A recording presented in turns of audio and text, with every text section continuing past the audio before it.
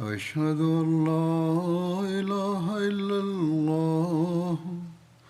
وحده لا شريك له وأشهد أن محمدا عبده ورسوله أما بعد فأعوذ بالله من الشيطان الرجيم بسم الله الرحمن الرحيم الحمد لله رب العالمين الرحمن الرحيم مالك يوم الدين إياك نعبد وإياك نستعين اهدنا الصراط المستقيم صراط الذين أنعمت عليهم غير المغضوب عليهم ولا الضالين 関するいくつかの出来事を紹介したいと思います。それによって聖なる元者サレラファリファルサラムの美徳の様々な側面を伺うことができます。ハドル・ジャベル・ベン・アブドゥラからの伝承によりますと、アブドゥラ・ベン・アマルが亡くなった時、シャカリには借金がありました。彼は聖なる元者に助けを求めて、聖なる元者サラサラムは彼らにお金を貸した人たちにどうか軽減するようにと、聖なる元者サラサラムに頼んだのです。しかし、その人たちは軽減することはありませんでした。その時聖なる元者は私に言いました。では、自分の、持っているナツメヤシを種類ごとに分けなさいと言いました。そして、アジワンというナツメヤシの種類は別に集めて、そして、イクプブンゼというナツメヤシは別に集めて、それが終わったら私を呼びなさいと言い、そして私はそのようにして、そして聖なる元者をお呼びしました。すると聖なる元者はお越しになられて、聖なる元者はその夏目足の真ん中に座り、そして、この人たちを許してあげなさいと言いました。すると、私は彼らを、許してあげました。そして彼らが望む分を、彼らに捧げて、それでも夏目足は余っていました。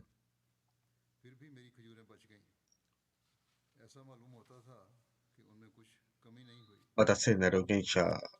サルラさんはオードの殉教者たちに対してお祈りしました。神様、オードの殉教者たちの、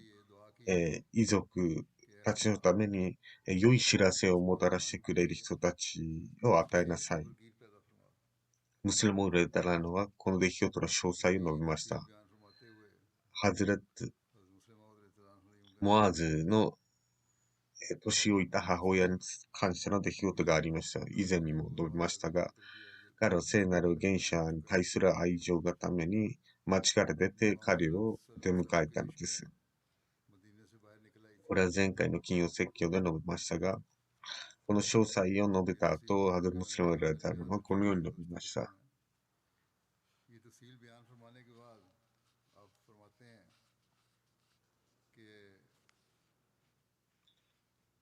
聖なる元者サララレサラムが、ラクダを止めてその老婆を見て、そして彼の息子の殉教のお悔やみの言葉を申し上げました。見てください、この出来事。聖なる元者サラサラムはどれほど誰があらゆる形態の苦しみを持っているのであれば、その人と同情しなければならない。そして、その年老いた母親に対して、そしてまた自分の家族を失った家族に対して、朗報を伝えなさい。この殉教者たちを神様は天国に集められたのです。そしてその人たちはこのように祈りました。どうか私たちの家族の面倒を見てくださいと、この殉教者たちは天国で祈ったのです。そして聖なる元首もこうお祈りになりました。オホドの殉教者たちの遺族のために、えー良き面倒を見てくれる人たちをもたらしてください。これからわかることは、聖なる元首はメディナに入る前に、オフドの殉教者たちの遺族に同情して気遣いを見せたのです。そして自身も負傷していたにもかかわらずです。聖なる元首も家族を失ったにもかかわらず、そして最も愛する教友たちが亡くなったにもかかわらず、メディナの人たち、殉教者たちの遺族を気遣っていたのです。自分の苦しみ、痛みは、横に置いてたのです。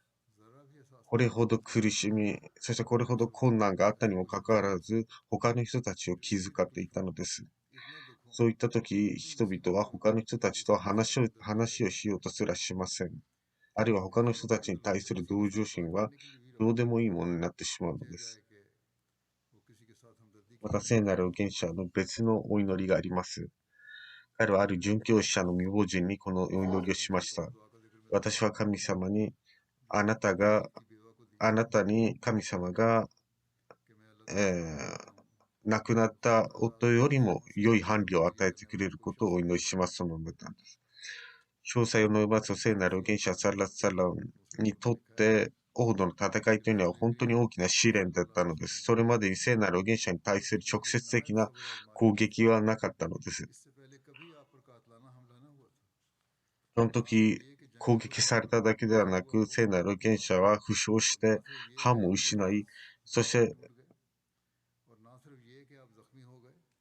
聖なる預言者サラッサラムは気を失って倒れていて、その上を敵たちが通過していたのです。このような経験は初めてだったのです。この戦いにおいて聖なる元首サラッサラムは気持ちを強くして素晴らしい道徳を見せたのです。そして人々を気遣っていったのです。この戦争の状況を見ると、聖なる元首サラッサラムがどれほど幸徳の持ち主だったのかがわかります。そして教友たちの非常に大きな犠牲というものもわかります。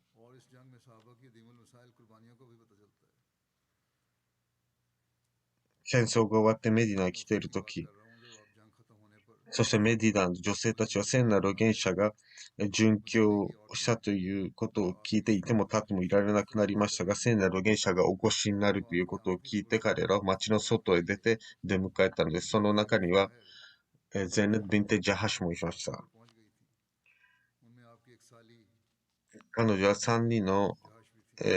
親族を失っていました。ここで述べたいのですが、このアンワール・ウルムという本にこの出来事が述べられていますが、その時、これ、名前が間違っているかもしれません。ゼヌン・ジャハシというのは、聖なる元首サラッサラムの奥様で一人でありました。そして、ハムナ・ビンテ・ジャハシという、彼はハズラット・モサベン・ウメルの奥方であったのです。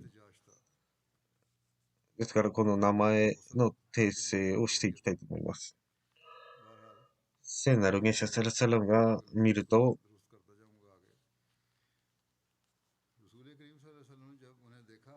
自分の亡くなった人をお悔やみなさいと言いました。これはアラビアのことわざで、これが意味することというのは、あなたの親族が亡くなったということです。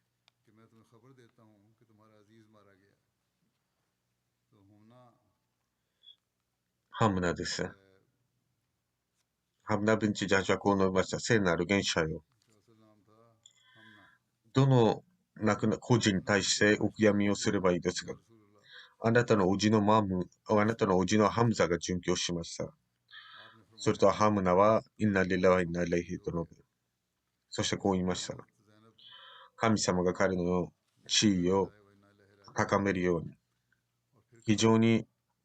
より良い最後だったと。そしてもう一人の亡くなった個人にお悔やみなさいと聖なる元首は述べました。するとハムナはこう述べます。聖なる元首よ。あなたの兄、アブドゥッラ・ビン・ジャハシも殉教しました。またハムナはインナリラ・インナレヒラジュンと述べ、アルハムドリッラ、壮絶な最後だったと述べたのです。そしてハムナを、もう一人の個人をお悔やみなさいと言いました。彼はこう言いました。あなたの夫も亡くなったと、殉教したと。これを聞いて、ハムナの目から涙が流れ、そしてこう言ったのです。非常に残念なことである。聖なる預言者はそれを見てこう言いました。見なさい。これが夫と妻の関係なのです。これほど深い縁で結ばれているの。彼女の叔父、そして彼女の兄が殉教したことを知らせた時や、インナリラインナレヒラジオンをめました。彼の兄が亡くなった時、この時もインナリライナレヒラジオンと述べた。しかし、彼女の夫が殉教したことを知らせた時、彼女は非常に残念であると、自分の涙をこらえることができる非常に残念がって言ったのです。こういったとき、妻というものは自分の血縁関係にある家族よりも、親族よりも、自分を愛してくれた夫を思うのです。そして聖なる預言者はハムナにこう尋ねました。あなたは自分の夫が殉教したことを聞いて残念と言ったのはなぜですかと。彼女はこう言います。聖なる預言者よ。私は彼の息子が誰が面倒を見るのかを気になったのです。聖なる月はこう述べました。私は神様にお祈りします。どうか神様があなたに亡くなった夫よりも素晴らしい伴侶を与えてくれることを祈りますと。すると、ハズレット・アルハとハズレット・ハムナは、嫁ぐことになり、そしてモハマド・メット・アルハという息子が生まれました。しかし歴史によりますと、ハズレット・アルハは自分の息子、実子であるモハンマドよりも、ハムナの連れ子の方を愛していたと言われています。そして人々もこう言っていました。連れ子をこれほども、愛おしく育ててくれた、愛してくれるのはタルハ以外他にはいないと言いました。そしてこれこそが聖なる預言者のお祈りがもたらした結果です。またこの出来事について聖なる預言者はこう、ハザムスリムられたらこうも述べています。聖なる預言者サラッサラムがハザレト・ハムナ・ビンテ・ジャハシに対する同情をしたとき、そしてこれほど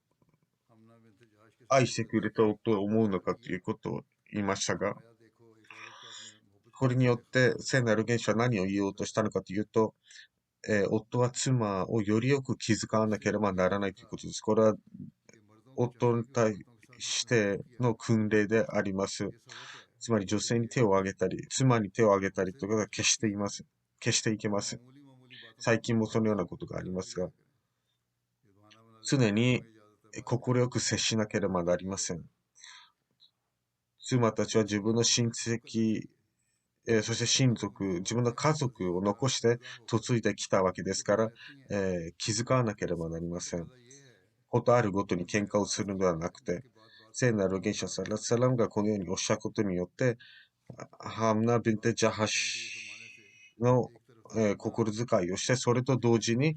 他の人々もどれほど自分の妻、奥様を気遣わなければならないということと周りにも周知させたのです。つまり聖なる預言者が述べることというのは、その個人に対するだけじゃなくて、他の人たちにとっても、そこには大きな学ぶべきことがあるためです。そして聖なる預言者サラッサラムがいかに、他の人の気持ちを大切にしていたから、心遣いをしていたのか、ハザムスリムだったらこう思います。彼がメディナに入ったとき、彼は負傷したため、そしてマグリブの礼拝を捧げて、そして聖なる元首は帰宅なされました。みんなの女性たち、自分の親族を戦争で失った人たちというのは泣いていました。この女性たちが泣いているのを聞くと、聖なる預言者は、このムスリムたちが背負った苦しみ、痛みを、感じ、聖なる預言者の目にも涙が浮かびました。そしてこう述べました。私の叔父のハムザも殉教したと。しかし彼らに対して悔やむ者はいないのですかと。それと教友たち、ですね、聖なる元首サラサラムの気持ちを常に考えた人たち、そして何か役に立つことはないかということを常に模索した人たちは、その機会を逃さずに、彼らは自分の家に帰って、そして自分の奥様たちに、家の女性たちに、これ以上自分の親族を悔やむのではなくて、聖なる元首の自宅へ行き、ハズレット・ハムザに対して、マタもするように、つまり泣くようにと言ったのです。聖なる元首は疲れていました。疲労困憊でありましたから、少しばかりか休息をとっていました。ハズレット・ビラールはイシャのアザーンをしました。しかし、聖なる元首は疲れていると言い、起こしませんでした。聖なる元首、夜中になると、彼は聖なる元首をお祈りのために起こし、聖なる元首の目を覚めると、その時まだ女性たちはハゼルト・ハムザに対するお悔やみを述べていたのです。聖なる元首はこれは何ですかと述べると、こう言いました。聖なる元首よ。メディナの女性たちが、ハムザの死に対して泣き叫んでいると。すると聖なる元首はお祈りをなされました。彼らに神の慈悲があります。彼女たちに神様の慈悲があるように、私はこのようにアンサールがどれほど私を愛しているかしています。しかし、このようにノハをすること、つまり泣き叫ぶことは禁じられていると。すると教諭たちはこう述べました。私たちの民の習慣です。もし私たちがこのように泣かなければ、私たちの気持ちは満たされないと述べました。聖なる道をこう述べました。私は泣くことを止めません。もちろん、しかし、女性たちに自分の顔を叩いたり、そして自分の髪の毛を引っ張ったりするようなことはやめてくださいと言ったのです。これがノハの習慣なのです。自分の服を破ったりと。もしこのように泣きたくなったら、もちろん泣いても構いません。しかし、このような行為、つまり聖なる元首はこのように負傷して苦しんでいたにもかかわらず、他の人たちの気持ちを第一に考えていたのです。またこの出来事をムスリムはこのような側面から述べています。聖なる元首が、メディナの女性たちが自分の親族の死を営んでマータンもしています。泣き叫んでいるのを見ると、ムハジリン、そしてハムザの親戚たちが自分たちのことを思う人はいないのかということを思わないように聖なる元首はこう述べました。ハムザに対して、ハムザの死を悔やむ人はいないのかと。するとアンサールの女性たちがハムザのマタもし始めたとき、聖なる元首は止めたのです。このように泣き叫んだりするのは良くない。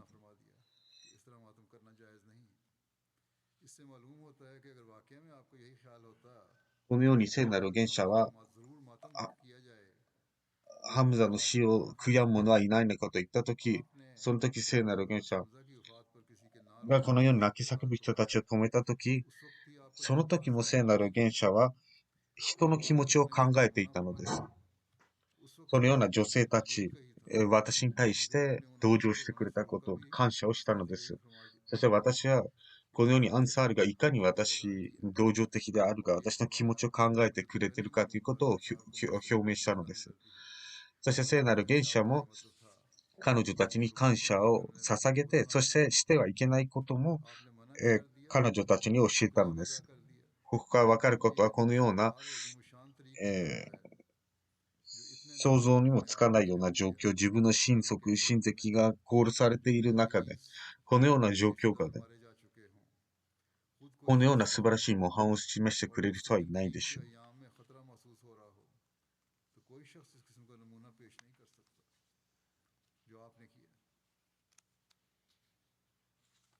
また、歴史書によると、戦いで活躍した教友たちに関する詳細があります。聖なる元首が帰宅なされると、その時自分の娘であるファティマに剣を渡しながら、こう言いました。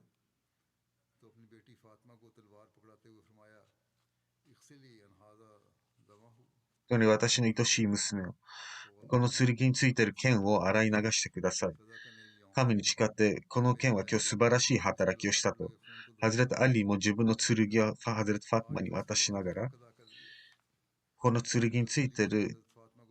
血も洗い流してください。そして彼は同じようなことを言ったのです。聖なる元首が述べたことと同じように、神に誓ってこの剣、剣は今日素晴らしい働きをしたと。それを聞いて聖なる元首はサラッサラムはこう述べました。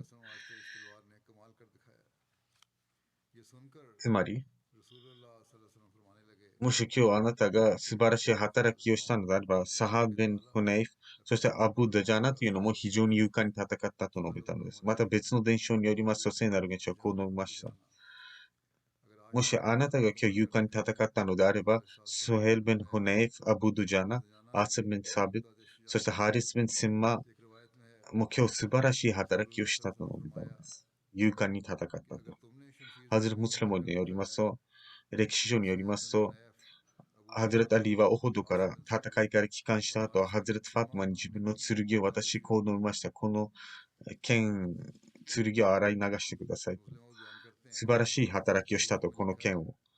聖なる元首はこのことを聞いてこう述べました。アリ、あなたの剣だけが今日素晴らしい働きをしたのではなくて、あなたの他にもたくさんの兄弟が今日素晴らしい働きをしてくれたと。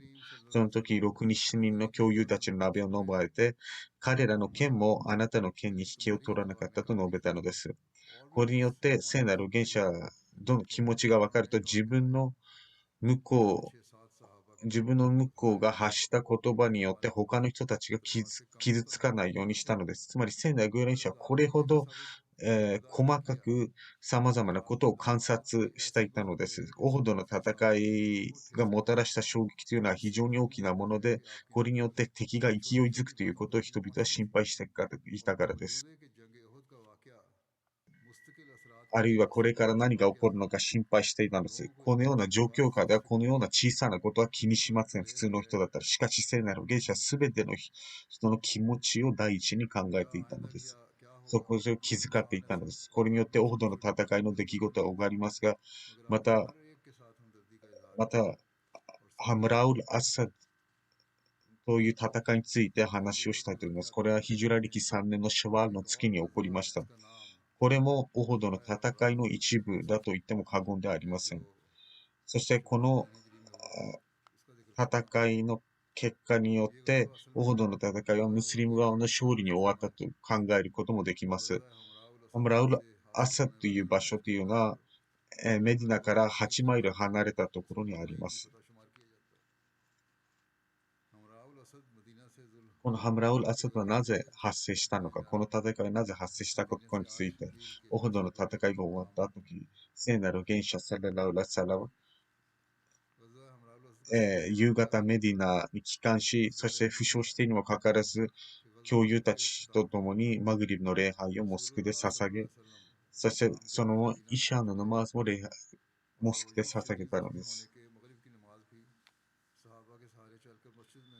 ナマーズ、イシャーの礼拝の後、聖なる元首サラサラは帰宅なされて、どうやら聖なる元首は一晩中寝なかったようです。なぜかというと、アブスフィアンが自分の軍勢とともにメディナを再び攻撃する心配があったからです。ですからメディナは非常に非常事態下にありました。そして聖なる元首サラッサラムの自宅の外にも警備が置かれていました。そして聖なる元首によって、アブスフィアンが何を考えているかも情報を得ようとしたのです。彼がメディナへの総攻撃を画策しているかどうか、それと情報によってアブスフィアンがメッカに向かって撤退中であるという知らせを受け取りましたが、聖なる元首は決して油断せず、聖なる元首の勘は当たっていたのです。まだ夜も明けてない頃、聖なる元首は知らせを受け取りました。それはアブスフィアンはメディナへ総攻撃を仕掛けようとしているという知らせを受け取ったのです。なぜかというと、偶像崇拝者がメッカへ帰還中、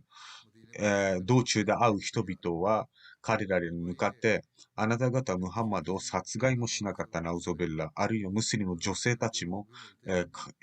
獲得しなかった、捕虜も獲得しなかった、他に戦利品もありません。で、あなた方は何の勝利をしたというのですかと。そのような誹謗中傷を受けながら、彼らはメッカへ旅をしていたわけですけど、メディナから 74km 離れたところに野営を入りました。そしてそこで彼らは、確かに彼らが言うことはただ、私たちは捕虜も持っていません。戦利品もありません。ですから、それは私たちはまた戦場に戻ってメディナに総攻撃仕掛けるべきだと言いました。するとその軍団にいて、サフワン・ビン・ウマイヤという人物は、しかし私たちはそうするべきではない。今この時、メディナへ総攻撃をするのは決して良くない。でなければ私たちは敗北をすると。しかしアブスフィアの他の人たちの多くは、私たちはメディナへ総攻撃仕掛けるべきだと言いました。でなければ私たちに合わせる顔がないと言ったのです。そしてアブスフィアンの軍団がその相談をしているとき、一方、メディナでは、ハズレット・ビラールがファジャルのアザーンをしました。そして聖なる元首がお越しになるのを待っていました。すると、アブドゥルラ・ベン・アムル・ベン・アウフが、ムズニーが聖なる元首サラッサラムを探しながらたどり着きました。聖なる元首が外へ出ると、彼は聖なる元首に知らせを授けました。彼は帰ってきている道中、アブスフィアンの軍団のそばを通ったと。するとアブスフィアンは彼らの仲間たちがこう言ったのを聞いたと言っています。あなた方は何もしなかったと。彼らに損害を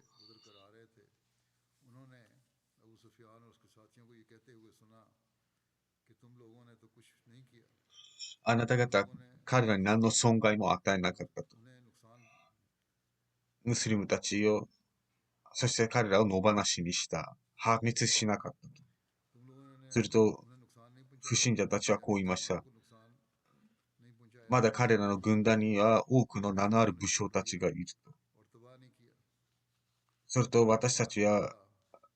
戻って残っているこの人たちを根絶ちにする必要があると言いました。しかしサフワンビン・アマイヤは人々と問いました。我が民を決してそうするでない。彼はもう戦った。しかし、戦いに参戦しなかった人たちが集まって私たちを戦うかもしれないと。私たちは勝利を収めたのだからもう帰った方がいいと。メディナの方へ戻れば私たちは敗北してしまうのではないかと。このようなことを話していた。サフワーのそれほど頭がいいわけではないが、彼が言っていること、つまりこのアブスフィアンの戦いから、止めること、それと同時に聖なる元首は、えー神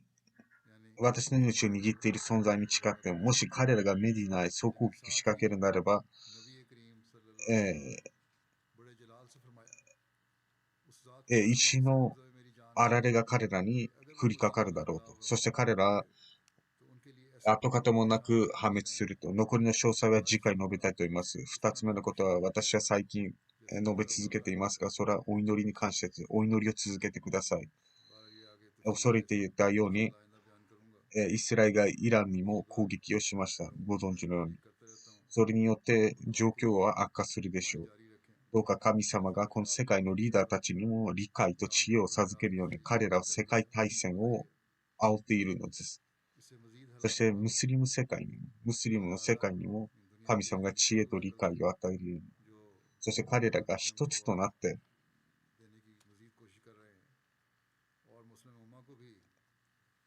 自分たちを守ることができるように、懸命なステップを踏むことができるように。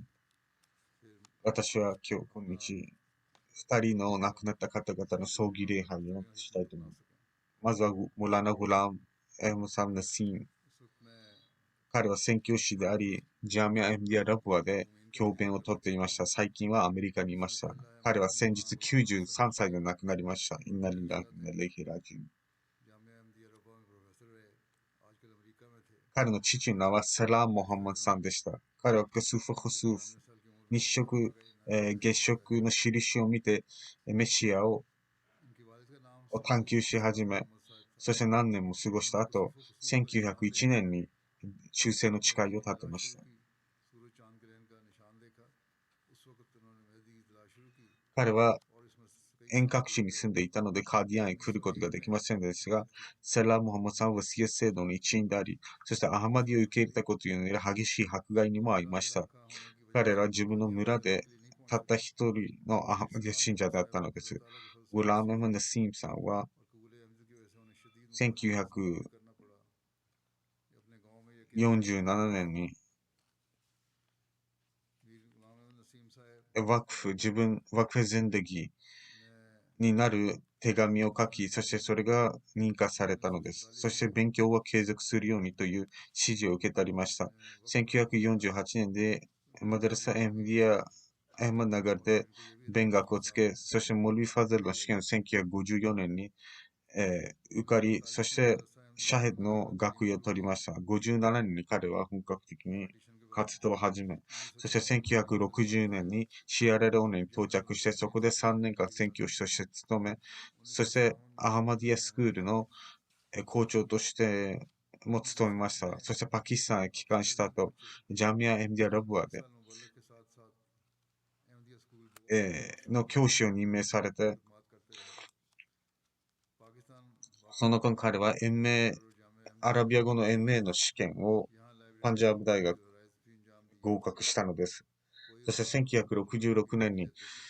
ガイアナに派遣されて、そこで4年半奉仕をしました。1970年にパキスタンへ帰国しました。そして1970年から75年まで、またジャミア・エムディア・ラブアで教鞭を取り、そして外国の生徒を教える係に任命されていました。75年から79年にはアフリカのザンビアという国で宣教師として務めました。そして1980年から1997年まで、ジャミア・エムディア・ラブアでタサウフと歴史の教師として務めました。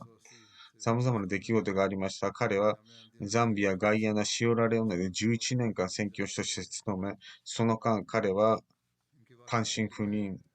でいたのです。4代目カリフの彼や彼の奥様の犠牲について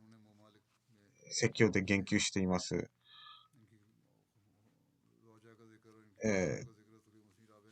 彼の4人の子供がいました。彼は積極的に、彼らは高学歴であり積極的に奉仕をしています。ドクター・アブドルハフ、娘の一人はアメリカにおり、彼女は医師でありましたが、アフリカの国々で11年間奉仕活動をしました。彼は3つの本をカムルサロやルフェ・アブジェプケ・レハーセ、そしてタサヴォフ・ルハニサイエンスという著書があり、そしてヤデア・ヤンという著書もあります。ナムル・ハク・コーサル、オーストラリアの主任宣教師によると、彼は非常に謙虚な人物であり、積極的に自分の生徒たちに勉強を教えて気遣っていました。私が、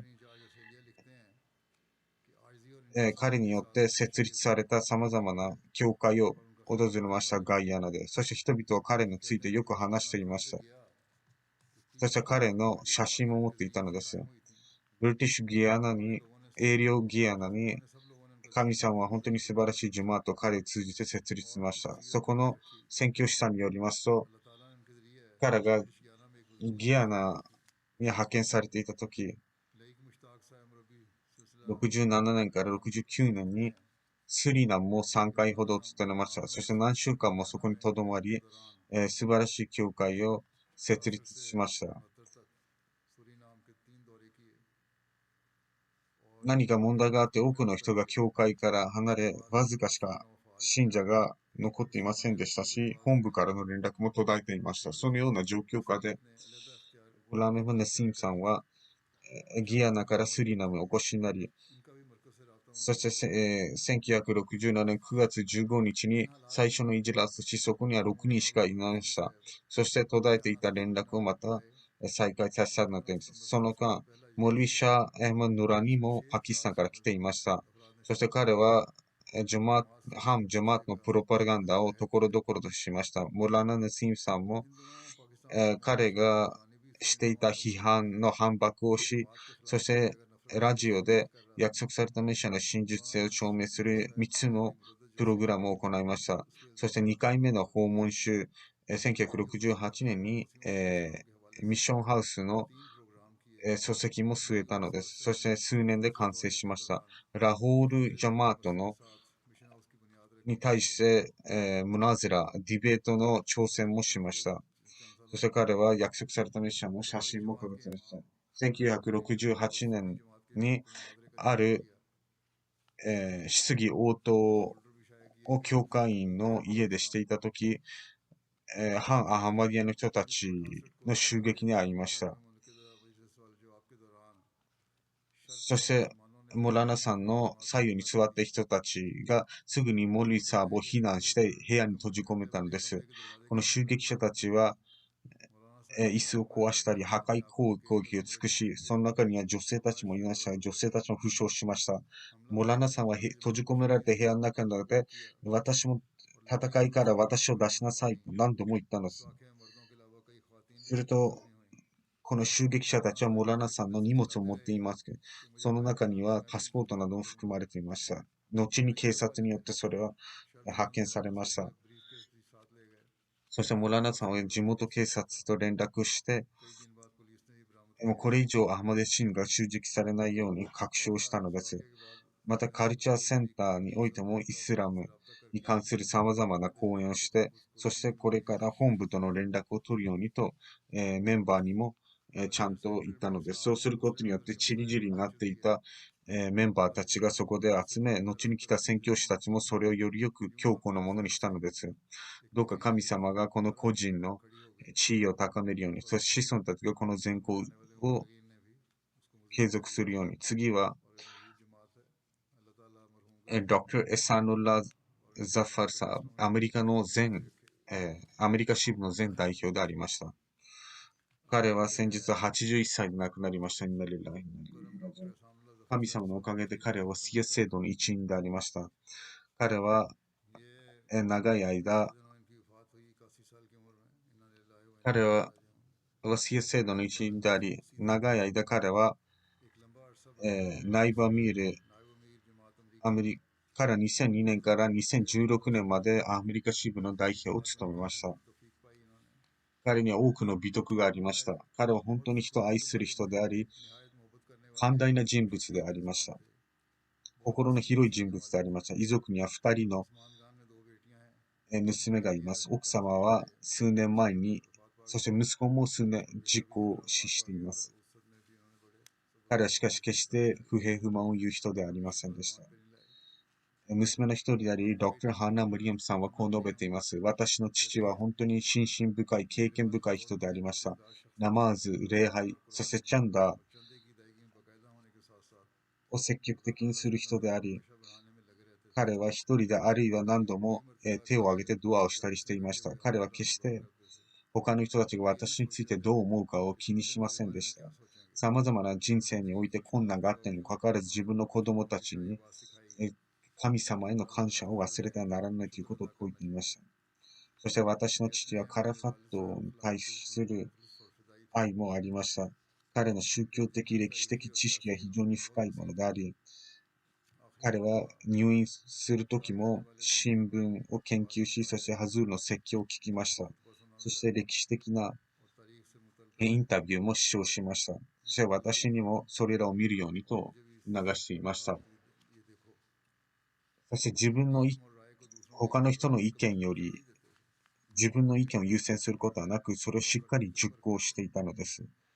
そして聖クラーンと聖クラーンの訳を深くしていました。聖クラーンの様々な言葉を教えると同時に私たちに、そしてこのような教えが私たちの人生に何をもたらすのかも教えてくれました。個人的な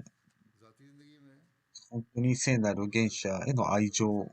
垣間見ることができました。そして神様への感謝というものも非常にありました。私はある時、食事中彼はお祈りし始めた。父はお祈りし始めたんです。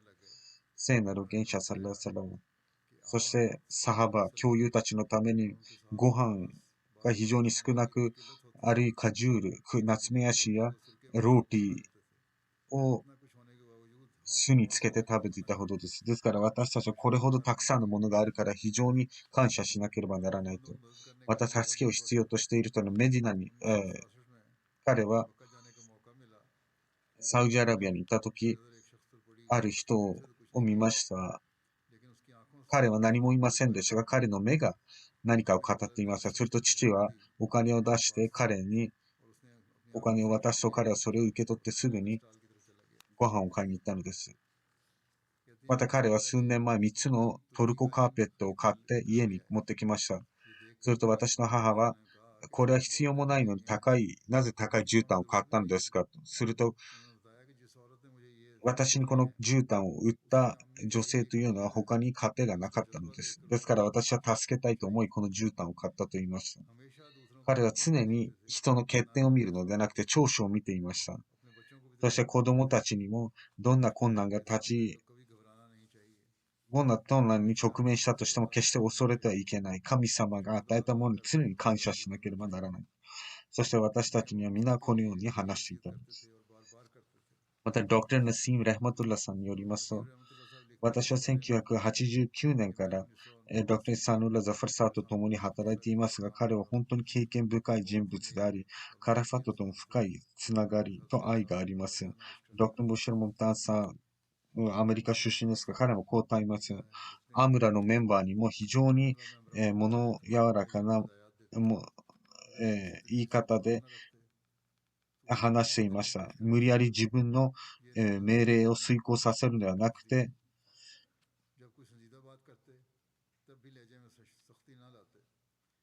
うまく人々を諭していたのです。また、ミルザイサンさんによりますと、私はサンヌラ・ザファルサーと長い間働く機会がありました。彼は支部の代表として、ジュマートのメンバーたちをカラファットとつなげようとしていました。彼は本当に質素な人物で、貧者を助けて、決して偽りのない見せかけの人物ではありませんでした。彼は常に、困っている人たちに自分のお金を費やして、そして聖クラーン、そして約束されたメシアの解説書を常に勉強していました。彼はおごり高ぶることはなく、そしてカリフの少しの、懸念というものを気にしていました。私が何かを書いたとき、すぐにそれを謝罪をしたりとかしていました。彼はよく本を研究をしていました。そして彼は多くの本を持っていました。また聖クラーンをこよなく愛し、そしてどこに行っても聖クラーンの説について考えていたのです。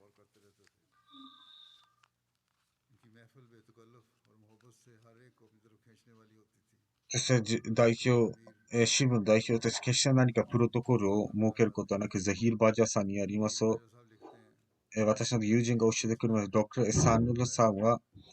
静かにモスクへ来て、そして一人であると誰もいないときにモスクの、洗面所やトイレの掃除をしていたりしたのです。なぜそうするのかと聞くと、それは私の心が現れると述べたのです。このドクター・サンサーは聖なる原者への愛、約束されたメシアのへの愛、カリフたちへの愛は本当に模範的なものでした。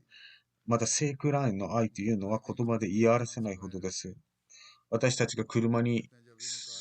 どっか移動するとき、聖クラーンの CD がかけられていました。そして家では常にMTA が放送されていたのです。ベッドレフマン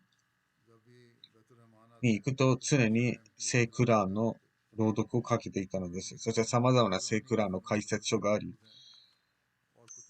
そして解説書は家のところどころにあり、家のところにあるだけなくてそれをしっかり研究していたのです。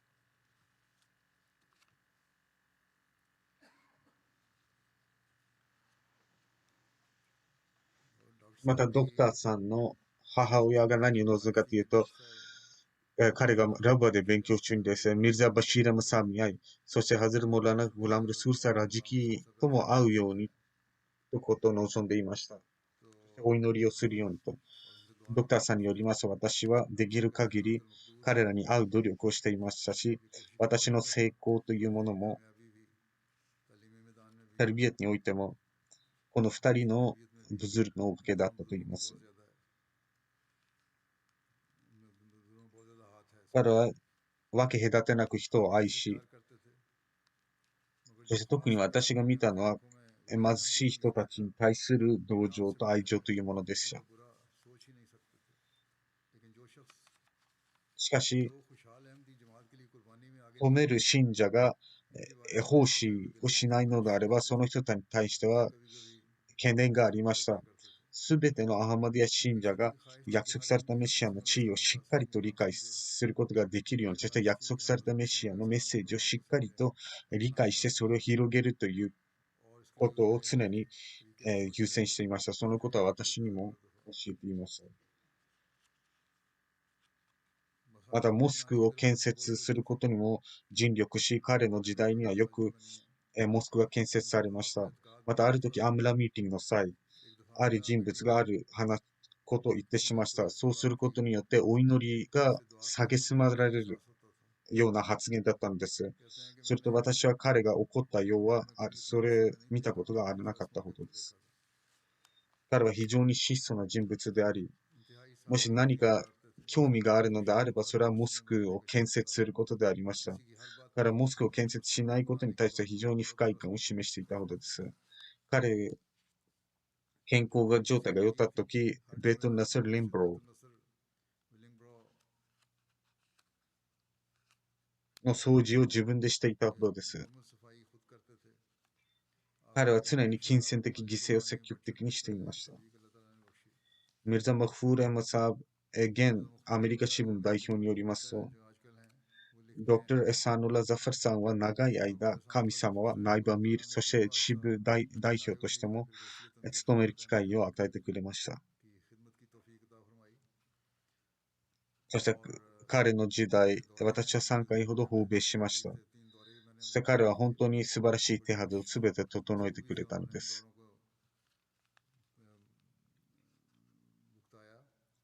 何年もの間、病気によって彼は歩くこともままならない状態でしたが、しかし、この代表としての務めをしっかりと果たしたのです。彼の範囲は約束されたメシアの話ばかりでした。約束されたメシアの話を引用していたのです。そして一つの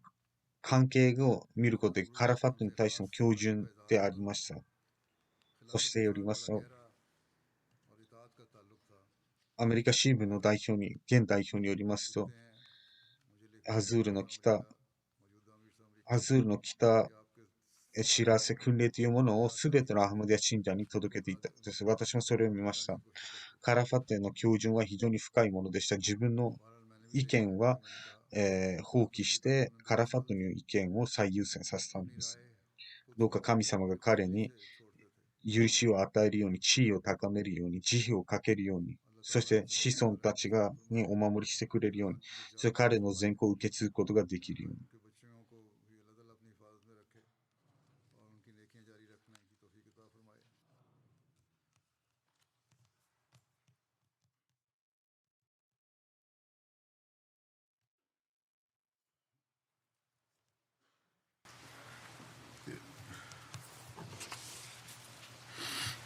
الحمد لله الحمد لله نحمده ونستعينه ونستغفره ونؤمن به ونتوكل عليه ونعوذ بالله من شرور أنفسنا ومن سيئات أعمالنا من يهده الله فلا مضل له ومن يضلل فلا هادي له ونشهد أن لا إله إلا الله ونشهد أن محمدا عبده ورسوله عباد الله رحمكم الله إن الله يأمر بالعدل والإحسان وإيتاء ذي القربى وينهى عن الفحشاء والمنكر والبغي يعظكم لعلكم تذكرون اذكروا الله يذكركم وادعوه يستجب لكم ولذكر الله أكبر.